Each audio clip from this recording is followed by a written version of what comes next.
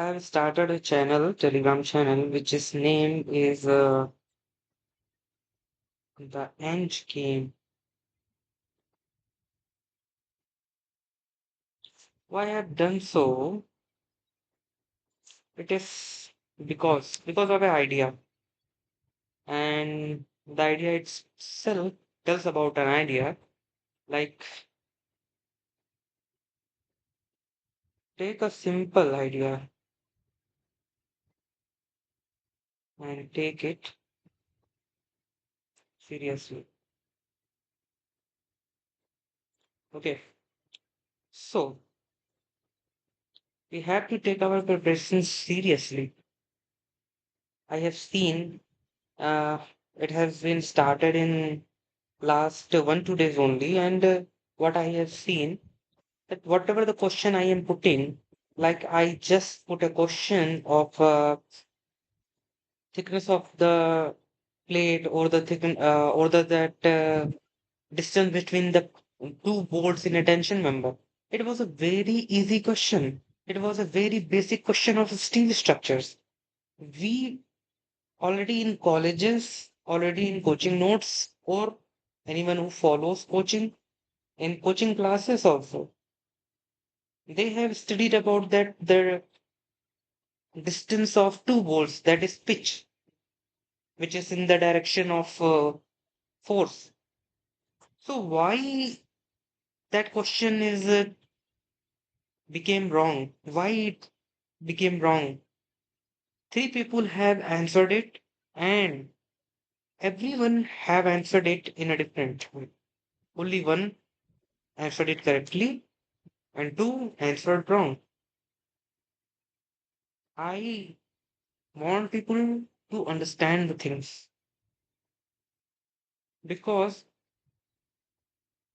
when I started my preparation, it was way back in college when I was in college in 2020. Okay, I am a 2022 pass out, and from 2022, I was working. I joined Tata Steel at that time, and after 2 years, I got selected in a PSU, a Navaratna PSU. Currently, I am working in that PSU. So I didn't done any coaching or something. Okay. So what I found that study methodology, what people should follow, whether they are in coaching or they are studying self, they should follow that methodology. What people do, like they they follow a note. Let it a note. Let a notes. वो इस note को पढ़े हुए होते हैं, video देख के बनाए होते हैं, तमाम पेजेस के नोट्स बनाए होते हैं। उसके बाद भी क्या ऐसा होता है कि वो इसको एक्सेप्ट नहीं कर पाते। वो ऐसा करते हैं कि हाँ, वो जो ग्रुप में एक नोट्स हैंड रिटन नोट्स आया हुआ था, जसपाल सर का या ध्यानी सर का या किसी भी सर का, many many many teachers are there. Okay, जो ध्यानपाल सर का नोट्स है, ये नोट्स है, मैंने भी यही किया है। Actually what I am telling you ना, it is all my mistakes.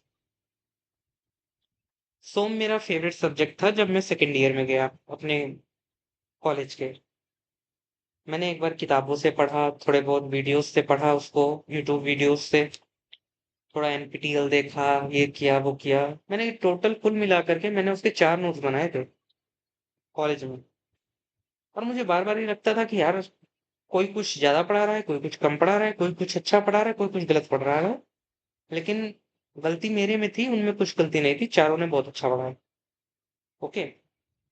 तो हमें क्या करना है कि अगर हम किसी भी नोट को ना, अगर हम नोट्स की बात करें तो अगर मैं रेट करूं नोट्स जो अवेलेबल हैं, तो वैसे तो ये मेरा काम नहीं है कि मैं किसी के नोट्स को रेट करूं कि कितना अच्छा है कितना नहीं है। लेकिन अगर फुल्ली फ्लेजली आप देखेंगे तो एक तरीके से ऐसे नोट्स नोट्स देखिए क्या है ना, अगर आप एसएससी जेई टारगेट कर रहे हैं, स्टेट एई टारगेट कर रहे हैं या स्टेट जेई टारगेट कर रहे हैं, तो आपका नोट्स जो होगा वो डिफरेंट होगा। एक डिफरेंट फ्रेमवर्क में काम करेगा आपका नोट्स। अगर आप let it S S C JE और स्टेट जेई, ओके। लेकिन अगर आप ईएससी टारगेट कर रहे हैं तो अलग होगा। अगर आप गेट टारगेट कर रहे हैं तो नोट्स अलग होगा। तो no point of rating the notes. आपकी अपनी रिक्वायरमेंट समझनी होगी। ठीक है। अगर आप इसको देखेंगे तो फिजिक्स वाला जो अभी पढ़ा रहे हैं, जेई के नोट्स हो गए, या फिर आप देखेंगे ध्यानी सर के नोट्स पड़े होंगे कहीं ना कहीं, या टेक्स्ट बुक पे एक जो शुभम सर थे उनके नोट्स मिल जाए कहीं, तो वो नोट्स बहुत सफिशियंट हो। कोई भी नोट्स आप उठा लीजिए, कोई भी एनी सिंगल नोट्स, और उसके बाद आप क्वेश्चन लगाएंगे, चीजों को पढ़ेंगे, तब आपकी चीजें वो क्लियर हो जाएंगी। आपसे वो कोई भी चीज ऐसा नहीं होगा जो मिस आउट होगा, ओके। ठीक है। तो ऐसा नहीं है कि आप इसमें से कुछ भी आप पढ़ते हैं और क्या कहते हैं कि वो गलत हो जाएगा। सारी चीजें सही हैं।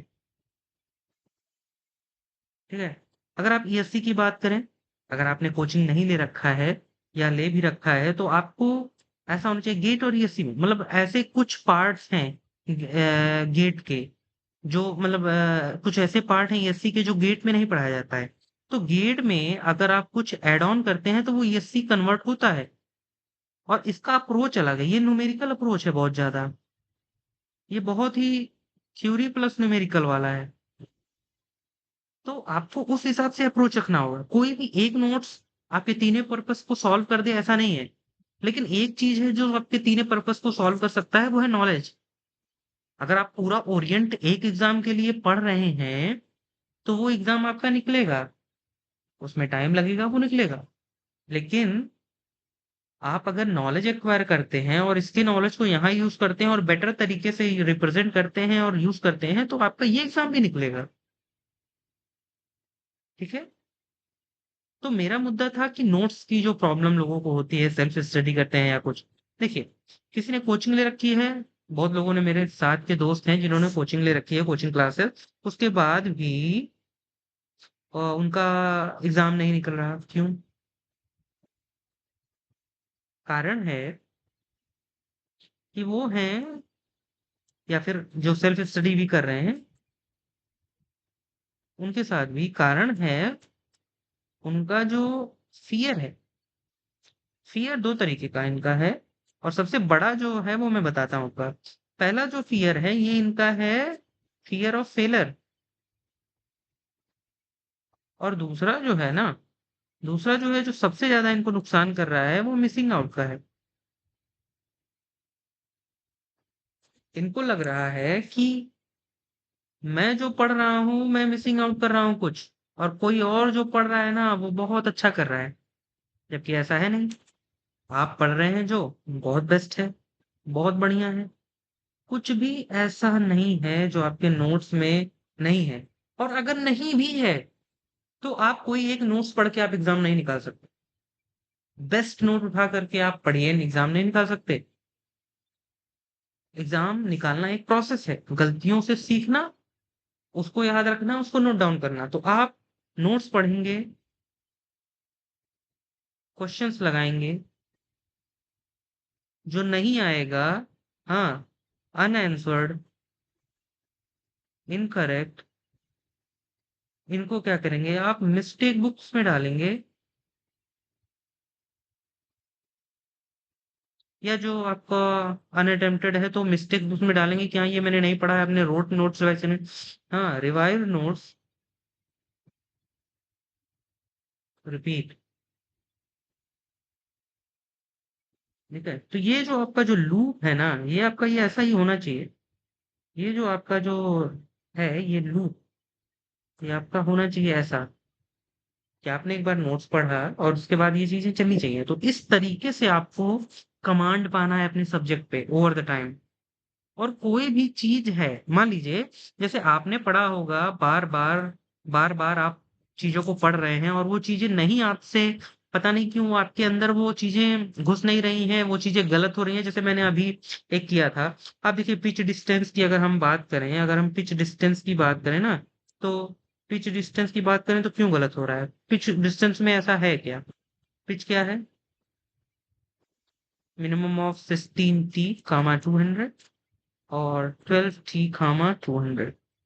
This is for tension, this is for compression. उसने क्या बोला था, कुछ थिकनेस दे रखी थी, आपका टी जो था वो 10 था, ठीक है, जो कि थिनर प्लेट होती है उसके हिसाब से। तो आपका जो आएगा इन दोनों में मिनिमम क्या हुआ, ये हो जाएगा 160। अब ये इन दोनों का मिनिमम हो जाएगा तो इसका होगा answer 160, that is the answer. लेकिन उसको 3 लोगों ने गलत किया। मुझे दुख होता है इस बात का कि आपको ये क्या है जो इसमें नहीं समझ में आता है, मतलब आप इसको डिस्कस नहीं करते हो। आपको पिच रहता है, पिच के नाम पे अगर मैं नाम ले लूं तो आपको तमाम चीजें चलेंगी। कह रहे मिनिमम पिच ये हो गया, मिनिमम पिच कुछ था, और फिर एक मैक्सिमम पिच था। अगर स्ट्रेसेस की बात करें, फोर्सेस की बात करें, तो जो आपका जो मैक्सिमम पिच हो सकता है, जो आप उसमें तो ये होता है, ठीक है। ये चीज होती है जो इसको बताती है, ठीक है। बाकी एक टैक रिविट्स का होता है तो वो आपने पढ़ा होगा, वो 1000 होता है टेंशन के लिए, 600 होता है आपका कंप्रेशन के लिए। टैक रिविट्स